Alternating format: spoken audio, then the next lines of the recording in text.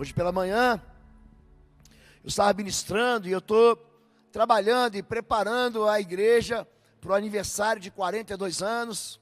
Eu venho ministrando há 2 semanas sobre a igreja de Deus, uma igreja que não pode ser vencida. Nós cantamos isso aqui agora. O Coliseu não parou a igreja. Ou seja, o Estado, Roma, não conseguiu parar o crescimento da igreja. Os leões não pararam a igreja.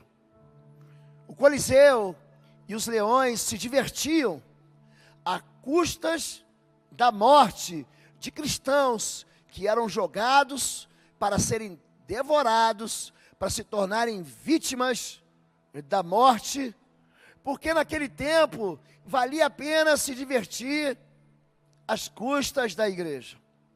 A igreja sempre foi perseguida. A igreja sempre foi alvo das trevas. O povo de Deus, o remanescente fiel, sempre foi alvo das trevas. Quando Caim mata Abel, é o primeiro filho, é aquele que é vocacionado para seguir o destino de esmagar a cabeça da serpente. Ele acaba matando o próprio irmão Abel.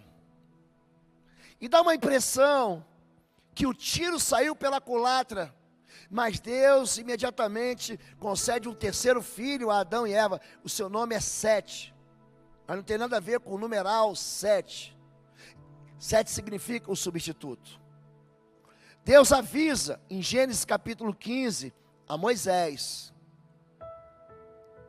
a tua descendência vai ser cativa por 400 anos no Egito, e eu vou levantar um libertador. E assim acontece. José vai para o Egito, e lá a sua descendência se ajunta com toda a linhagem de Israel, e eles ficam 400 anos vivendo no que a Bíblia chama de terra alheia, terra que não lhe pertence. Quando se completam os 400 anos, o faraó manda matar os meninos. Não fique pensando que aquilo foi por acaso. O mundo espiritual maligno tem uma maneira muito cruel de tentar desfazer os planos do Senhor. Mas então a mãe de Moisés coloca ele no cesto, e a própria filha do faraó acaba cuidando de Moisés, que se levanta como um grande libertador. A Bíblia diz, no livro de Miqueias, se você não sabe quem é Miqueias, Miqueias é um livro da Bíblia Sagrada. Está no Antigo Testamento, é considerado um daqueles livros dos profetas menores. E ele diz: e tu, Belém, terra de Efrata, de maneira nenhuma é das menores da tribo de Israel, porque de ti sairá o Messias. Quando os reis chamados de magos procuram Herodes para dizer: nós viemos adorar o novo rei que nasceu, Herodes pergunta: onde é que esse rei vai nascer? Vimos a sua estrela, que acusa que ele nasceu, e viemos para adorá-lo. Herodes, o grande, pergunta: onde ele vai nascer? A Bíblia diz que ele vai nascer em Belém. Então ele manda matar todas as crianças de 2 anos para baixo. Mas, novamente, a intenção maligna cai por terra. José é avisado em sonho, e o anjo diz: foge, porque Herodes quer matar a criança. Então existe uma intenção maligna de destruir a palavra profética de Deus. Só que a palavra profética de Deus fala de mim, fala de você. Em Mateus capítulo 16, verso 18, Jesus vai dizer: sobre essa rocha edificarei a minha igreja, e as portas do inferno não poderão prevalecer contra ela. A igreja nasce de uma revelação. Não te revelou carne e sangue, Pedro, foi o meu Pai que está nos céus. A igreja, ela nasce e ela pertence a Deus. Em Atos capítulo 20, verso 28, A Bíblia diz que eu e você fomos comprados pelo sangue de Jesus. E essa própria palavra de Deus diz que a igreja recebe uma autoridade que liga a terra ao céu. Eu vos dou autoridade. Eu te dou a chave do reino dos céus. Você liga na terra, vai mover o mundo espiritual. E aqui hoje nós vivemos uma igreja, e eu tenho tratado desde as semanas passadas, que tem vivido acuada, amedrontada, recuando, diante de algumas ameaças. Todo mundo tem visto pastores sendo ameaçados, homens e mulheres de Deus sendo calados. Isso não é novo, gente. O apóstolo Paulo, ele ia pregando de cidade em cidade, e cada cidade que ele ia, ele tomava uma surra diferente. Cada cidade que ele visitava, ele apanhava de vara, ele tomava pedrada, ele tomava chicotada, até que um dia ele chega em Éfeso, e ele é preso. A pergunta é, a prisão do apóstolo Paulo, que começa o seu ministério, se converte no capítulo 9 de Atos, e começa o seu ministério no capítulo 13 de Atos, isso parou a igreja, gente? O que nós cantamos aqui é verdade, ninguém pode parar a igreja do Senhor. A igreja não é uma instituição, ela é sim organizada administrativamente. Nós decidimos a caminhada dessa igreja local em assembleia, mas a igreja é chamada de universal. Essa igreja, não a igreja universal do reino de Deus, não é isso que eu estou falando. A igreja que são as pessoas que compõem a fé em Cristo, não só aqui em Bom Retiro, mas em toda Curitiba, em todo o Paraná, em todo o Brasil, em toda a América do Sul e em todo o mundo. Essa igreja nunca será derrotada. Então existe da parte de Deus uma resposta àqueles que pensam que podem calar ou impedir o avanço da igreja. Em Apocalipse capítulo 17, no verso de número 14, foi o texto que eu ministrei no domingo passado, diz assim: guerrearão contra o Cordeiro, mas o Cordeiro os vencerá, e vencerão com eles, ou com ele, os seus eleitos, chamados e fiéis. A igreja cresce, ela vai sendo multiplicada, e ela vai sendo estabelecida em alguns locais, e tem um livro específico, chama-se livro do Apocalipse. Não é um livro para você temer, é um livro para você se alegrar. Esse livro, ele fala de um cordeiro que foi morto, reviveu e vive para sempre. Fala de Jesus, o Cordeiro de Deus que tira os pecados do mundo. Essa mensagem, ela é tão poderosa, que o César, o governo de Roma, manda calar. Se você for pegar a vida dos discípulos de Jesus, que se transformam em apóstolos de Cristo, todos eles são martirizados.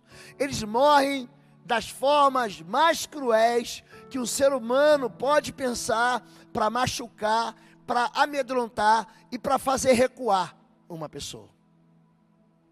À exceção de João.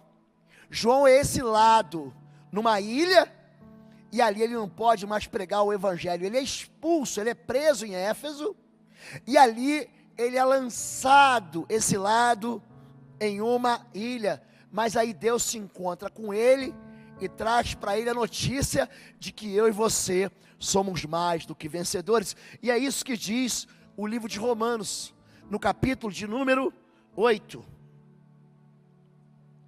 Está aqui. Como está escrito: por amor de ti, enfrentamos a morte todos os dias.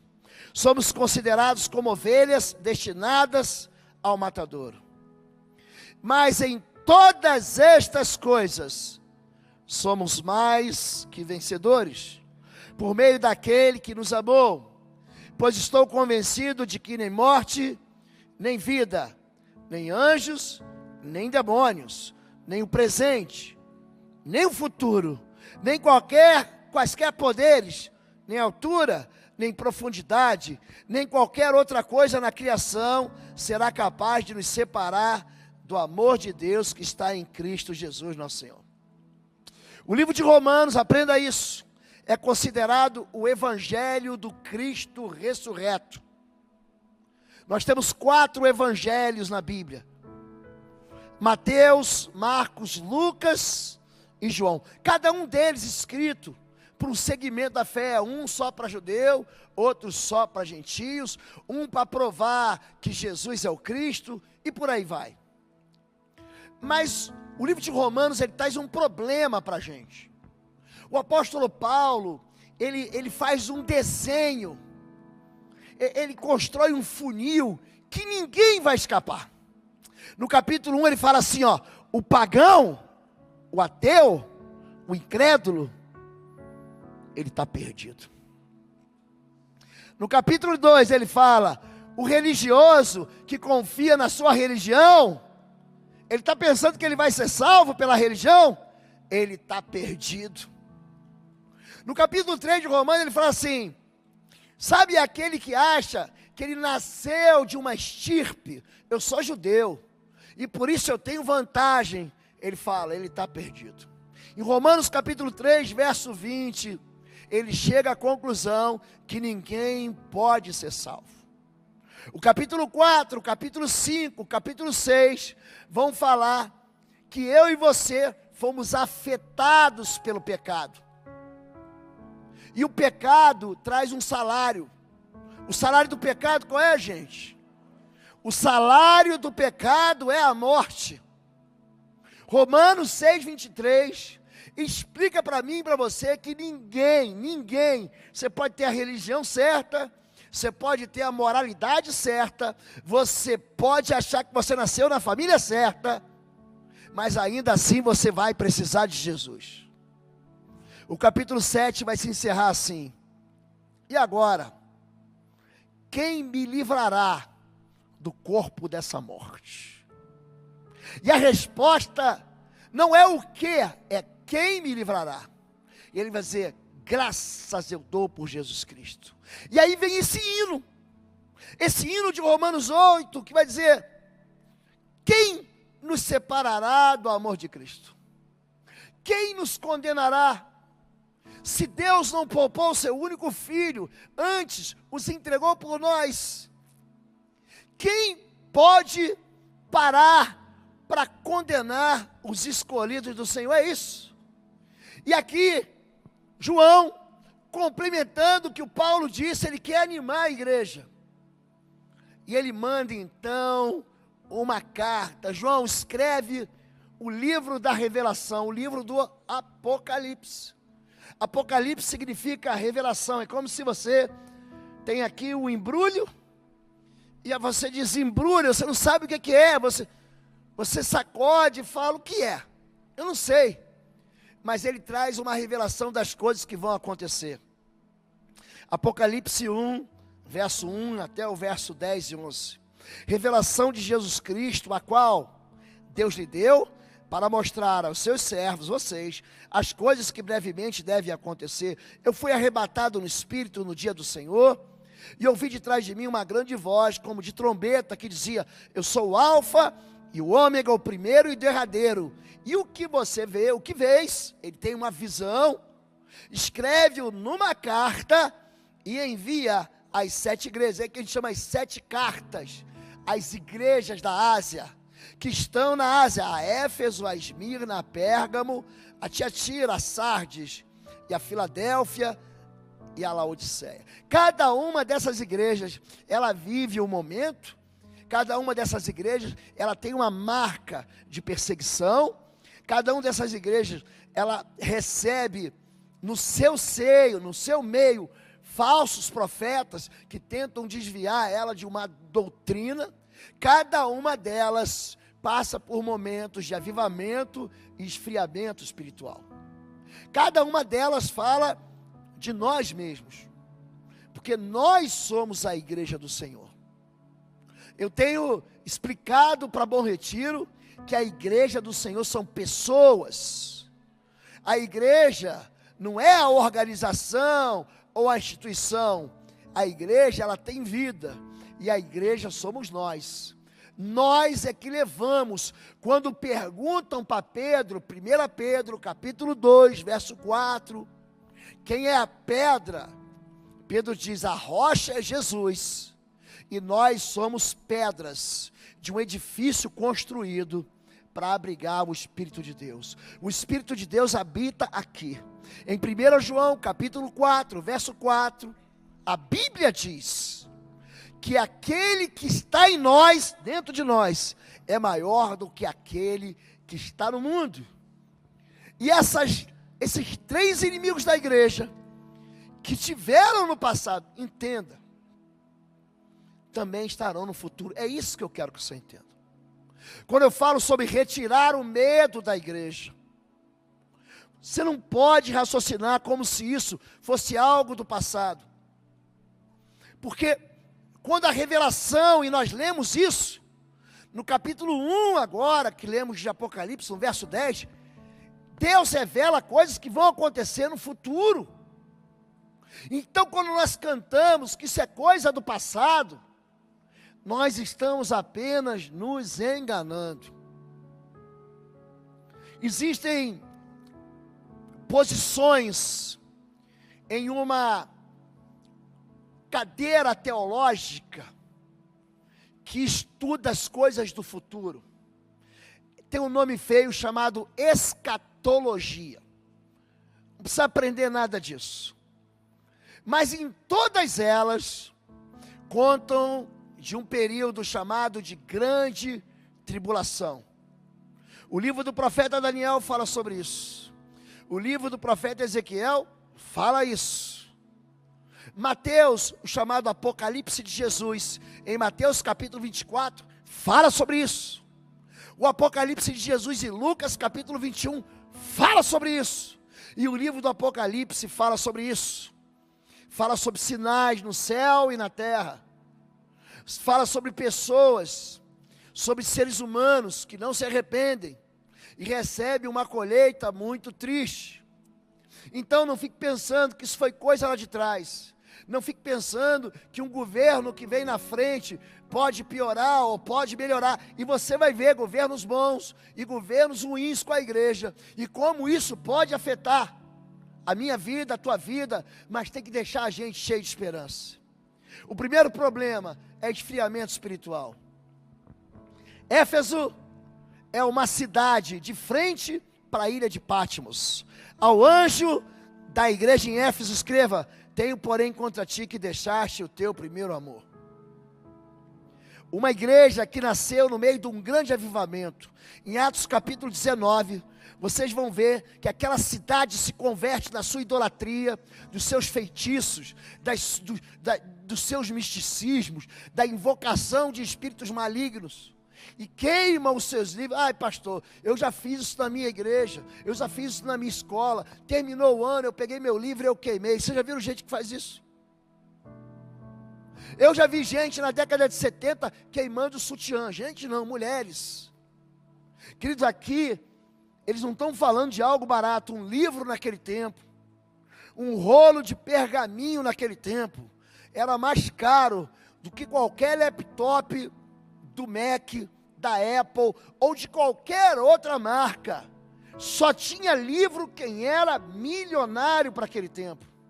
E eles pegam a razão das suas leituras e desprezam, profanam, eles queimam para dizer que só o Senhor Jesus é Deus. Aquele grande avivamento vai trazer uma série de milagres na cidade de Éfeso. No capítulo 19 do livro de Atos, é a única menção que existe na Bíblia Sagrada que Deus, pelas mãos de Paulo, fazia milagres e maravilhas. Éfeso se encontra num lugar onde a frieza foi contaminando. Esses dias eu estava assistindo um desenho animado chamado Meu Malvado Favorito. E aquele personagem tinha uma pistola, tinha uma espécie de uma arma. E ele, quando queria parar alguma coisa, ele dava um tiro e ele congelava as pessoas. Tem um inimigo do Batman também assim, o Mr. Freeze. Ele congela, ele esfria. E o problema da igreja qual foi? Esfriou a paixão. Enquanto você está apaixonado, você pensa nela, você acorda pensando nela, você liga para ela, você manda mensagens com um coraçãozinho, você desenha no seu livro o seu nome com o nome dela, um coraçãozinho, uma setinha do cupido, como quem diz, eu fui tomado. Um cantor diz numa canção, o teu exército invadiu o meu país. Ele está contando de quê? Que aquela mulher atravessou ele, conquistou ele, mas de repente alguma coisa aconteceu e a igreja esfriou. Paulo vai escrever aos Éfesos no capítulo 5, se encham do Espírito, não se encham da iniquidade, se encham do Espírito. E agora, 50 anos depois, a igreja perdeu a paixão. A igreja pode perder a paixão? Pode. Igreja, gente, pode morrer. Deus, Ele manda escrever uma carta a uma igreja em Laodiceia, uma igreja que esfriou e se tornou morna. Conheça as suas obras, sei que você não é frio nem quente, melhor seria que você fosse frio ou quente. Assim, porque você é morno, nem frio nem quente, estou a ponto de vomitá-lo da minha boca. Pensa algo que te dá vontade de vomitar. Pastor, isso aqui é muito enjoativo, isso aqui é muito nojento.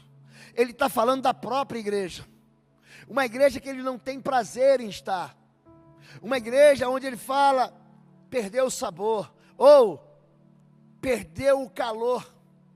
É aquela comida requentada, é aquela comida que já foi para o micro-ondas 1, 2, 3 vezes, e quando você vai comer ela morna. Sabe aquela pizza, que ela vem quentinha, e aí depois você vai comer, ela esfria, fica morninha, aí aquele queijo que esticava, vira uma grande borracha. Você já viu isso? Você já perdeu a obturação numa pizza? Pronto, é isso que está acontecendo aqui, frieza espiritual. Qual o segundo problema aqui? Perseguição. Jesus diz, bem-aventurado vós sois, quando vos perseguirem, sereis odiados de todas as nações. Ninguém vai achar você bonitinho. Há uma figura nas redes sociais hoje, chamada de haters. São pessoas que têm ódio de você, porque você simplesmente diz que é crente.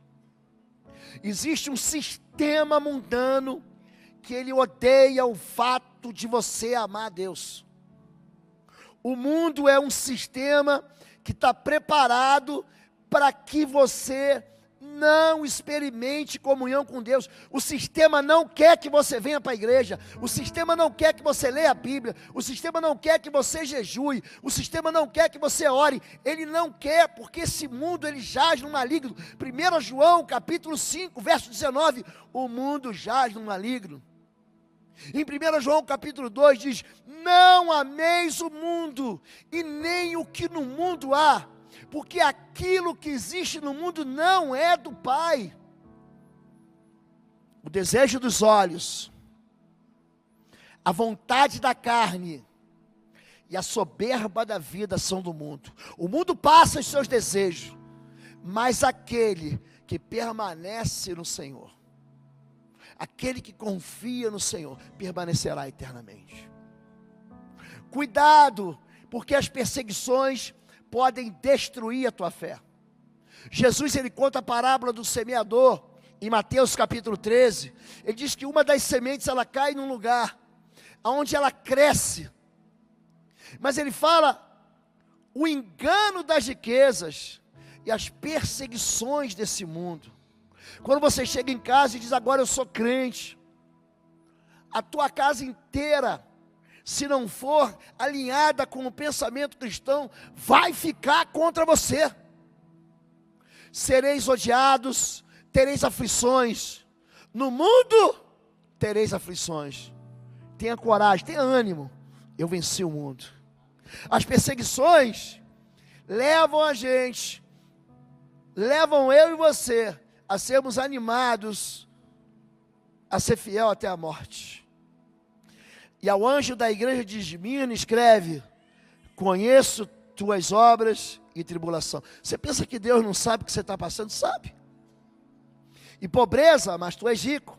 E a blasfêmias dos que dizem judeus ou cristãos para o nosso dia, e não são, mas são a sinagoga de Satanás. Nada temas das coisas que há de padecer. Presta atenção. Ele está avisando que vem sofrimento pela frente. Não tenha medo daquilo que você vai sofrer. E ele continua: eis que o diabo lançará alguns de vocês na prisão, para que sejais tentados, e tereis uma tribulação de 10 dias. Deus está preparando a igreja, para que a igreja seja o quê? Fiel até a morte. Ele vai dizer: ser fiel até a morte, e dar-lhe-ei a coroa da vida. Ao vencedor, eu acho linda quando Deus fala isso, ele não receberá o dano da segunda morte. Todo mundo aqui vai morrer. Vai. Visita o cemitério e dá uma olhadinha nas plaquinhas. Nasceu no dia tal, morreu no dia tal. A não ser que você seja um Elias, eu oro por isso. Eu não tenho apego à morte nenhum. Não gosto disso não gosto desse papo não. Esse papo de quero morrer, não quero viver. Ah, Deus, vem aqui, tira minha vida que eu não aguento mais. Eu quero viver até o fim do fim. Quero morrer não, gente. Quero que Jesus volte. Eu oro assim: Maranata, a hora vem, Senhor. Porque que o Senhor vem, a morte está vencida. É o último inimigo a vencer. A ser vencido é a morte. Só que se Jesus não voltar, cada um de nós vai experimentar isso. Só que existe um dano. É o chamado dano da segunda morte. Um dia, Deus vai levantar um grande trono branco. É o juízo do grande trono branco, de Apocalipse capítulo 21, verso 10. E ele vai trazer todo mundo para prestar conta. E se você não tiver uma aliança com Jesus, eu quero dizer algo para você: você está em maus lençóis. Oi gente, um rápido intervalo. Você que ainda não é membro, seja membro do canal para nos abençoar. Dá um like, compartilha. E se você quer crescer em libertação e batalha espiritual, vai lá na nossa loja www.institutoexodo.com. Os nossos livros estão lá, que vão fazer você crescer nessa área e se tornar um valente na batalha. Deus te abençoe. Então não deixe que a perseguição abale a sua fé. A igreja que sofre tudo isso é a igreja de Filadélfia. É uma igreja extraordinária.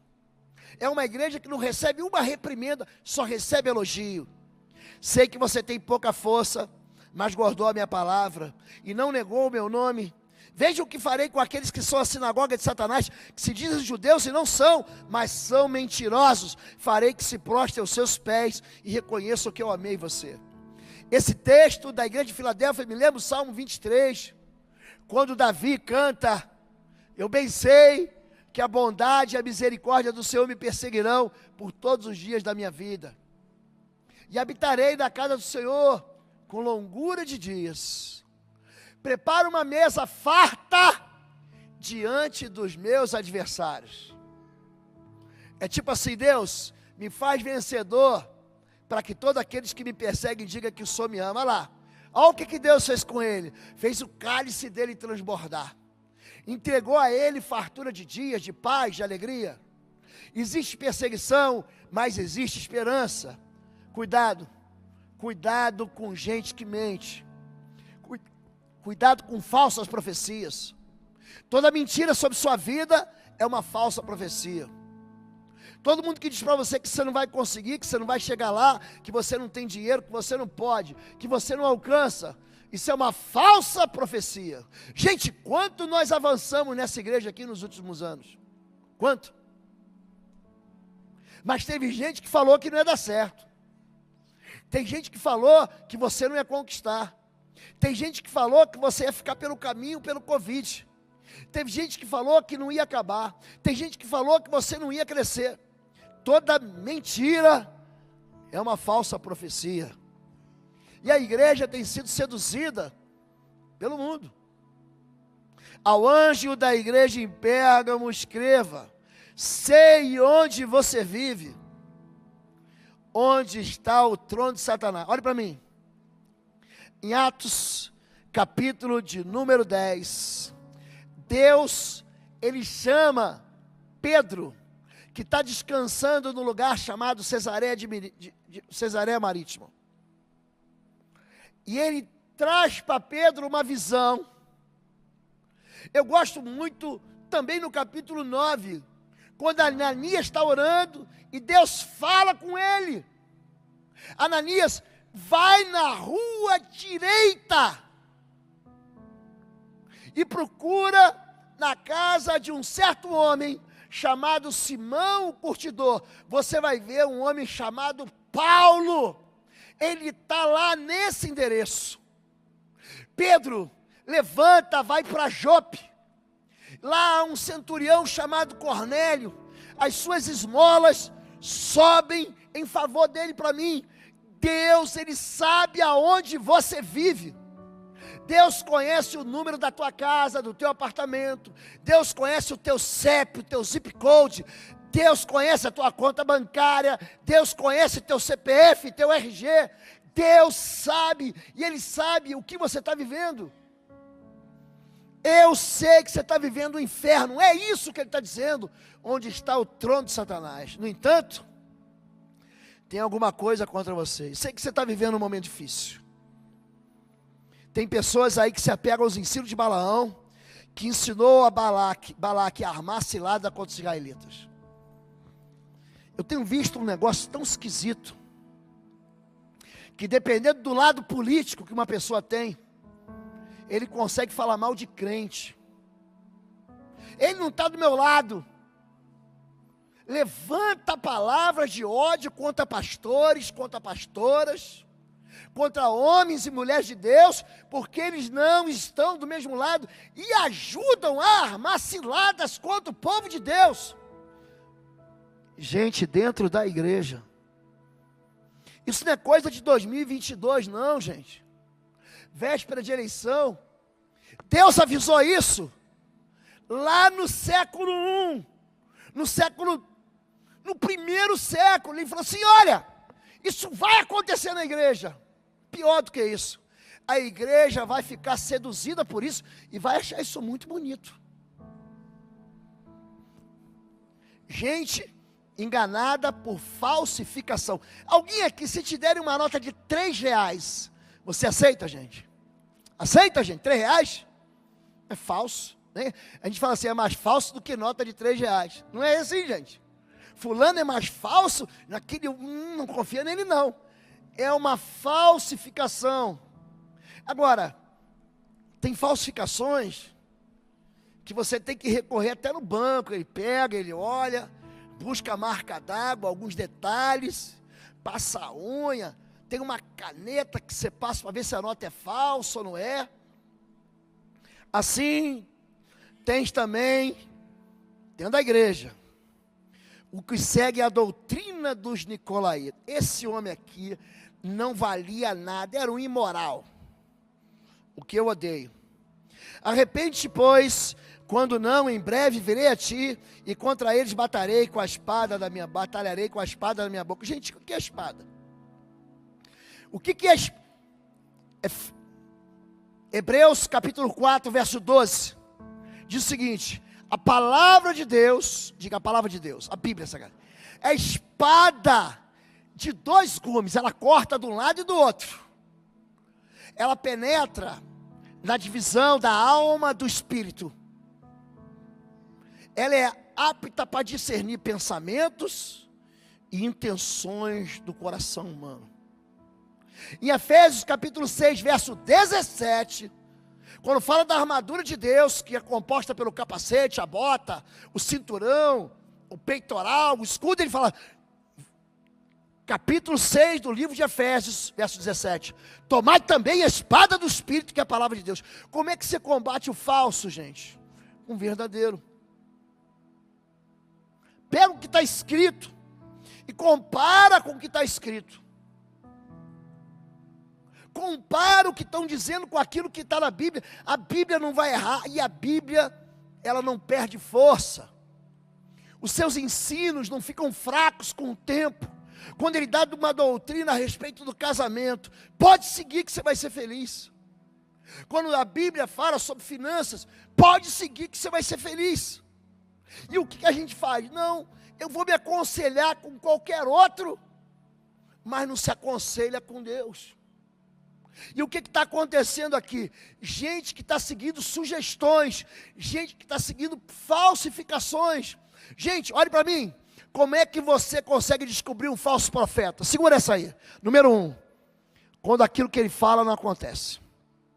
Ele vai dizer, assim diz o Senhor, e não acontece. Número 2, quando aquilo que ele fala é diferente daquilo que a Bíblia fala, é mentira. Número 3, quando a igreja é envolvida dentro de uma característica que foge daquilo que Deus preparou para ela. Um falso profeta é denunciado pelo seu próprio comportamento. Jesus diz, pelos frutos os conhecereis. Tem muita gente caindo em armadilhas, de gente que vê o invisível e não consegue ver o visível. Olha, Deus me revelou que fizeram macumba para você. Mais medo da macumba, do feitiço, do que a alegria da bênção e da oração do pastor. Sobre a vida do povo de Deus, não vale encantamento, bruxaria, macumbaria, trabalho enterrado, olho gordo, feitiço, não tem. Gente, você imagina a quantidade de gente que já fez feitiço para mim? Imagina. Já botou meu nome dentro de um bife com pimenta, amarrou na boca do cachorro, jogou meu nome. Está rindo? Você está rindo? Isso é verdade. Gente, eu trabalhei com gente, fiz libertação com pessoas que fizeram um trabalho para matar a família inteira, para herdar a herança. Ninguém me contou. Eu fiz a libertação dessa pessoa. Pastor, eu queria herdar tudo dos meus tios.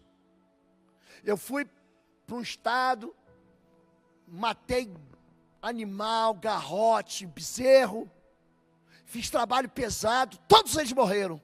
Eu fiquei com tudo deles. Ele contava para mim, pastor, naquele tempo, vocês que são mais jovens não sabem o que é isso. Tinha um carro chamado Ômega. Deixa eu comparar o Ômega com um carro de hoje aí, me ajuda aí, gente. Uma BMW, um Mercedes, pronto, um Mercedão, era o Ômega. Era o carro do ministro de Estado, do presidente da República, do governador. Ele falou, pastor, eu fiquei com 11 Ômegas na minha garagem, 11. Quando terminou tudo, eu perdi tudo, fiquei com um Fiat 147. Que você também, que é menino, não sabe que miséria é essa. Álcool, lembra do álcool? Que você puxava aqui, né? Tinha que bombear afogado, não tem que... Você não sabe o que é isso. Enganado por falsificações. E por último, igreja morta. Ao anjo da igreja em Sardes escreva, conheço as suas obras, você tem fama, diga fama, um influencer, tem fama de estar vivo, mas na verdade está morto. Pastor, sabe que eu olhei assim, e parecia até que ele estava vivo, estava dentro do caixão, mas ele estava morto. Ele falou assim, pastor, eu fui lá, botei a mão na vovó, estava quentinha, parecia, mas já é o quê? já é um cadáver em estado de decomposição. Pensa numa igreja morta. Ele está falando de uma igreja que foi sepultada. Você tem fama de que é avivado, de que é um homem de Deus, que é uma mulher de Deus, mas você está morto. E aqui, Deus dá para a gente 3 respostas para a gente levar para casa. Número 1, arrependa-se e volta para mim. A Bíblia inteira é uma busca de Deus por você, sabia disso? Deus, Ele escreve a Bíblia para mim e para você. E todos os livros da Bíblia estão dizendo a mesma coisa. Ei, eu te amo, volta para mim. Se arrependa. Para de viver essa loucura. Ele vai dizer para essa igreja, pare de cair em pecado. A igreja de Tiatira, ele fala, para com isso. Para de dizer que a carne é fraca. Arrependa-se, ou será o seu fim. Lembra-te de onde você caiu.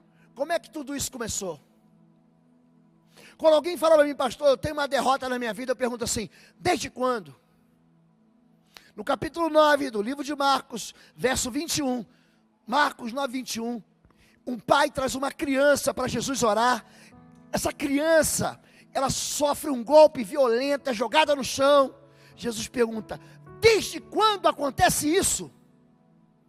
Existe uma porta de entrada para todo o mal na nossa vida, existe isso.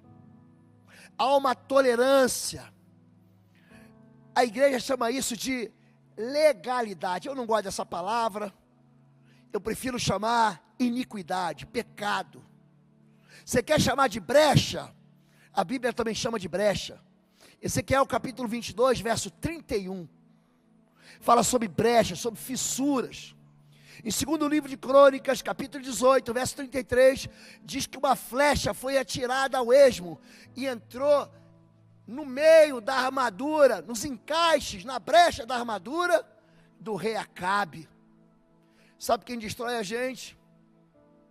Nossas próprias decisões. Então, pare de se chamar de vítima. Vítimas não vencem. Arrependa-se, ou será o seu fim. Número 2, ouça o Espírito. O livro do Apocalipse tem uma voz, é a voz do Espírito Santo. Gente, o Espírito Santo fala. Jesus diz que o Espírito Santo vai convencer do pecado, da justiça e do juízo. Do pecado porque não crê em mim, da justiça porque eu vou para o Pai, e do juízo porque o príncipe desse século já está julgado. Deus fala com você. O Espírito Santo, ele tem falado para você, ei, muda a tua vida. Não caia nessas tentações que só vão destruir a sua vida. Então, não viva em conflito com a verdade. Quando Deus fala, eu vou batalhar, eu vou brigar, eu vou lutar com você, com a espada da minha boca. Eu li um livro de um autor chamado Tim LaHaye. Esse livro, ele mudou a minha vida de devocional. Como estudar a Bíblia sozinho. Era de uma editora, que eu não sei se existe mais, chamada editora Betânia. E esse livro, ele me ensinou a fazer um devocional e um diário espiritual. E nesse diário, eu aprendi a lidar com a Bíblia. E Tim LaHaye fala o seguinte, eu não sei se o texto é dele, ou do Billy Graham, ou de algum outro homem. Ele fala, leia a Bíblia para ser salvo, para ser sábio. Creia na Bíblia para ser salvo. E pratique a Bíblia para ser santo. Leia a Bíblia para ser sábio. Creia na Bíblia para ser salvo. Pratique a Bíblia para ser santo. E ele diz mais, ou a Bíblia vai te afastar do pecado, ou o pecado vai te afastar da Bíblia. Entende que diz assim, eu não quero nem ler, pastor. Como se isso fosse favorecer ele diante do Senhor.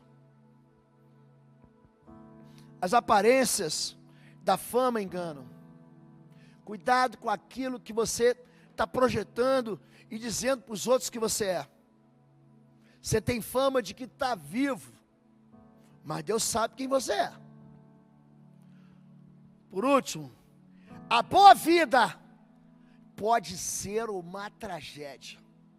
Pastor, o Coliseu não parou a igreja. Os leões não pararam a igreja. Ninguém pode parar a igreja do Senhor. Como é que a igreja para? Quando a igreja acha que o céu está dominado. Eu não preciso mais ensinar meu filho. Eu não preciso mais trazer a minha família para a igreja. Eu não preciso mais fazer devocional com a minha família. Eu estou bem, porque eu me comparo. Ah, pastor, pelo menos eu não sou que nem essas pessoas aí que não valem nada. Estas são as palavras do amém. Está falando de Jesus. É um dos nomes de Jesus. A testemunha fiel e verdadeira, o soberano da criação de Deus. Você diz, estou rico. Olha só, que vida boa. Adquiri riquezas e não preciso de nada. Eu estou farto, eu sou satisfeito e tudo me basta. Não reconhece, porém, que é miserável, digno de compaixão, pobre, cego e que está no Apocalipse, capítulo 3, verso 14. Cuidado com a boa vida, a ausência de problemas vai te impedir de orar. A ausência de problemas vai te impedir de jejuar. Quando tudo está bem, você fala, para que igreja? Eu vou, bora passear o tempo todo, bora domingo para o parque, bora vamos comer do bom e do melhor. Você é incapaz de buscar a Deus quando tudo está bem. É isso. A boa vida pode ser trágica demais. Quando a igreja é favorecida pelo Estado, a igreja não ganha. Existem 4 vulneráveis na Bíblia: o pobre, o faminto, o estrangeiro e a viúva. Naquele tempo, não tinha cesta básica, não tinha Auxílio Brasil, não tinha INSS, a gente não deixava pensão para a viúva. Naquele tempo, os estrangeiros não tinham uma ação social do governo que pega os venezuelanos, os haitianos e distribui nas cidades dando emprego. Isso era problema da igreja. O que aconteceu? O que o Estado faz, a igreja não faz mais. E aí os programas políticos tomam uma bandeira social que não é deles, é da igreja. A igreja é responsável pelo pobre. Se você tem 2 túnicas, reparte uma com quem não tem. É isso que João Batista, que vem antes do Senhor, prepara. Por último, agora sim, existe esperança. Estas são as palavras daquele que é o primeiro e o último, que morreu e tornou a viver. Eu sei que você está sofrendo, mas seja fiel até a morte. Vamos encerrar assim. Fique em pé em nome de Jesus. Podemos cantar um trecho daquela canção? Deus falou com você, querido. Por que vocês estão tão tímidos? Eu vou perguntar de novo. Deus falou com você, querido? Não tenha medo do futuro. Nós temos sim que nos posicionar como igreja. Nós temos que resistir à iniquidade. Se você não se posicionar direito, está aqui a Lorena. Alguns ministros, alguns homens das câmaras, do Senado, vão cobrar, aprovando leis, que vão permitir. Pastor Igor vai estar pregando no sábado aqui, e vai ter gente autorizada a vender maconha na porta da igreja. Você não vai poder falar nada. Nada. Isso chama-se janela de Overton. Quem já ouviu falar nisso?